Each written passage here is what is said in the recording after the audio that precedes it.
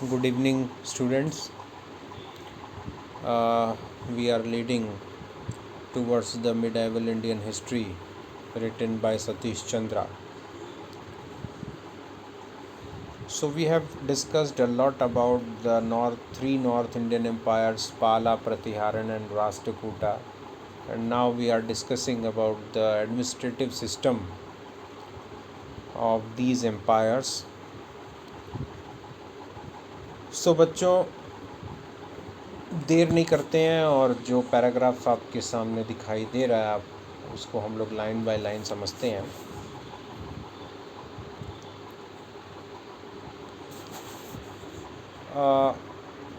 The directly administrated territories in the Pala and Pratihara empires were divided into Bhukti and Mandala और विषयास. जो इलाके पाल और प्रतिहार साम्राज्य में सीधे तौर पे प्रशासित किए जाते थे. सीधे तौर पे प्रशासित करने का मतलब जो सम्राट होता था, राजा जो होता था,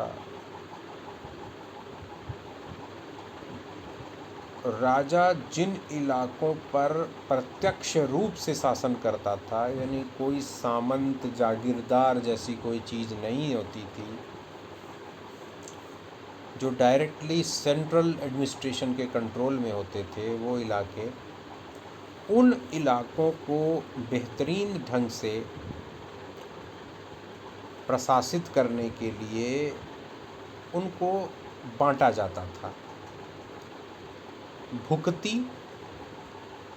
और मंडल या विषय.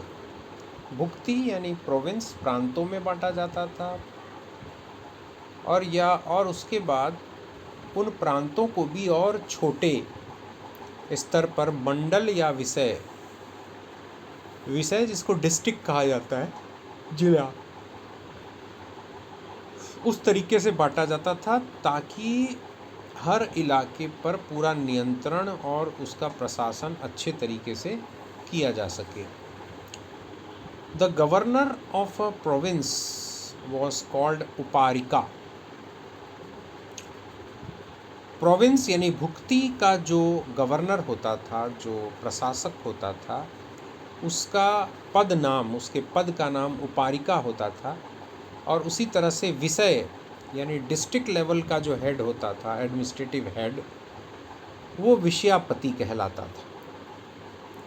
The uparika was expected to collect land revenue and maintain law and order with the help of the army.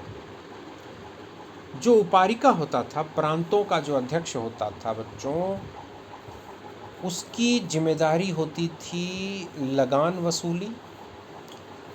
इसके अलावा कानून और व्यवस्था की स्थापना करना, जिसके लिए उनके पास एक सेना होती थी. The vishayapati was expected to do the same within his jurisdiction. और जो विषयापति होता था उसका भी यही काम होता था, जो इलाका उसको दिया गया है उस इलाके में. During the period there was an increase of smaller chieftains called samantas और bhogpatis who dominated over a number of villages.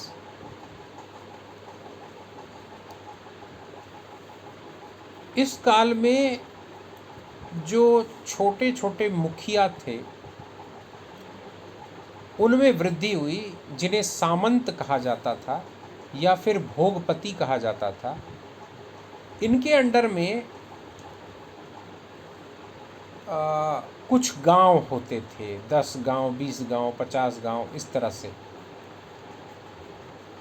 The vishayapatis and these smaller chiefs tended to merge with each other and later on the word samanta began to be used indiscriminately for both of them. और जो चाहे विषयपति हों, यानी जो जिले के administrative head, और ये जो छोटे मुखिया होते थे, इन लोगों ने आपस में ये जो पोस्ट है, ये जो पद नाम है, ये एक हो गई और बाद में इन लोगों के लिए सामंत शब्द का उपयोग किया जाने लगा, दोनों के लिए ही सामंत।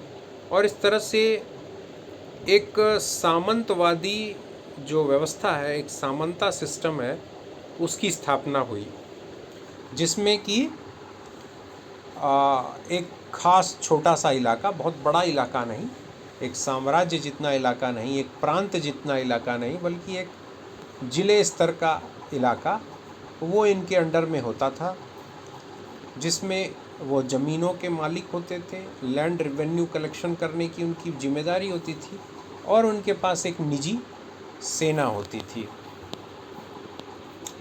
In the Rashtrakuta kingdom, the directly administrative areas were divided into Rashtra, Vishya and Bhukti. Rashtrakuta साम्राज्य में जो सीधे तौर पे केंद्रीय शासन व्यवस्था के अंतर्गत जो इलाके आते थे, उनको राजा ने, सम्राट ने 3 भागों में बांटा था। राष्ट्र, जो कि प्रांत कहलाते थे, विषया, उसके बाद उनका और छोटा टुकड़ा किया गया विषया, और उससे भी छोटा टुकड़ा भुक्ति।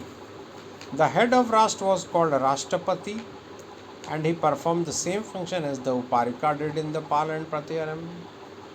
राष्ट्र का जो हेड होता था, एडमिनिस्ट्रेटिव हेड, उसको राष्ट्रपति कहा जाता था, और वो वही भूमिका अदा करता था जो पाल और प्रतिहार साम्राज्य में उपारिका करता था।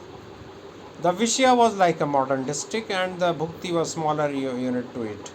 विषया जो आजकल जिले होते हैं, जिला डिस्ट्रिक्ट जो होता है, उसी के बराबर विषया होता था, और भुक्ति जो है उससे भी छोटी यूनिट होती थी, जिसमें कुछ गांव आते थे। In the Pala and Pratihara empire the unit below the vishaya was called पट्टाला।